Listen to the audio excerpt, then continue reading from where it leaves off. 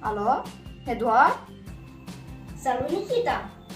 Am privit postarea ta. E o situație gravă. Așa nu se mai poate. Trebuie să întreprindem ceva. Eu zic să postăm filmulețul în grupul clasei. Dacă zici, o fac cu plăcere. Am ajuns vreme grea, prieteni. Urgiile dau peste noi. Cine e vinovatul? Noi. Invidia și răutatea din noi. După râs vine plâns. Râzând, ne batem joc de natură. Tăiem păduri, livezi, animalele sunt pe cale de dispariție, mulți de gunoaie, orașe pline de construcții, aruncăm murdării în apă, gaze în aer. Experimente, virus, boli, blocuri zgârie nori, goană după bani, averi, ne omorâm singuri pe noi. Mi-a jale de generația care vine. Cine lăsați voi? Da, e o problemă cam complicată. Trebuie să o rezolvăm cumva. Dar cum? E o situație asemănătoare cu rezolvarea problemelor mai complicate din manual de matematică. Dar știi cum spune doamna învățătoare acestor situații? Oh, da, nu există probleme fără rezolvare. Atunci să elaborăm un plan de rezolvare. Enunțul problemei este chiar cadrul postat din filmuleț. Întrebarea problemei ar putea fi: cum să facem mediul mai curat? Planul rezolvării ne înarmăm cu măști, pungi și mănuși. Eu zic să începem rezolvarea din curtea liceului nostru. Atunci ne revedem pe la orele 12. Salut!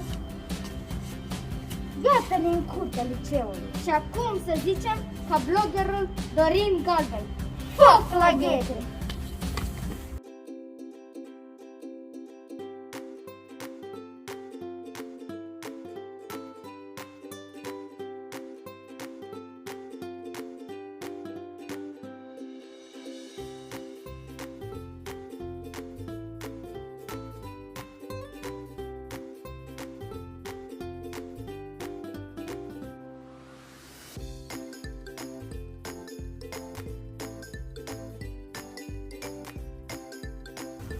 Pungile sunt pline. Ce urmează?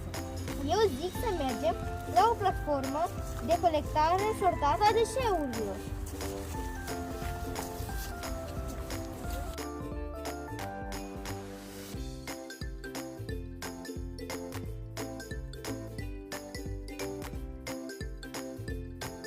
Aceasta e pubela pentru sortare a sticlelor. Iau deșert aici.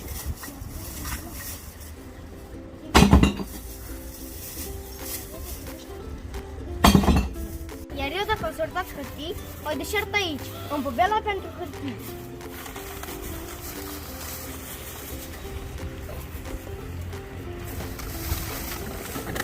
Cum crezi, Eduard? Problema e rezolvată? Ce problemă fără activități de post-rezolvare? Eu zic să inițiem o activitate de voluntariat. Îmi place, adică vom căuta voluntari în clasa noastră. Dragi colegi, cine se înscrie în activitate de voluntariat cu genericul să trăim într-un mediu mai curat?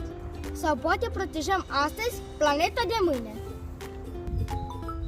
Cine ar fi oare? Alo? Alo, sunt eu, Alexandrina. Bravo băieți, e o activitate extraordinară. Mă voi implica și eu și sunt sigură că toți colegii se vor implica. Salut, ideea! Și eu o susțin!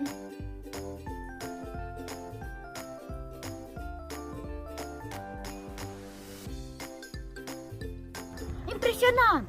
Acum putem miza și pe implicarea colegilor din întreg liceul. Dragi colegi, din treapta primară, gimnazială și liceală, vă așteptăm și vă acceptăm cu drag, într-un ceas bun. Pentru început vă propunem un sondaj. Să votăm pentru genericul acestui proiect de voluntariat. Să trăim într-un mediu mai curat sau protejăm astăzi planeta de mâine.